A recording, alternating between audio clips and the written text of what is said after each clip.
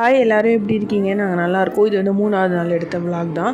காலையில் வந்து பூரி சாப்பிட்டோம். கொஞ்சம் லேட்டாக தான் எழுந்திரிச்சோம். அத்தை மாமா 2 பேருமே வந்து ஒர்க் போகணும் அப்படின்னு சொல்லிட்டாங்க. அப்புறமேட்டு காலைல பூரி மட்டும் தான் இருந்துச்சு. அதனால் பூரி செஞ்சு சாப்பிட்டுட்டு ஒரு 10:40க்கு வந்து ஷோ இருக்குதுன்னு சொல்லிட்டு நாங்கள் 10:20க்கு தான் கிளம்புனோம். எங்கே அப்படின்னா தேனியில் வந்து வெற்றி சினிமாஸ் அப்படின்னு சொல்லிட்டு கூப்பிட்டு போகிறேன் அப்படின்னு சொல்லி ஹஸ்பண்ட் தான் கூப்பிட்டு போனார்.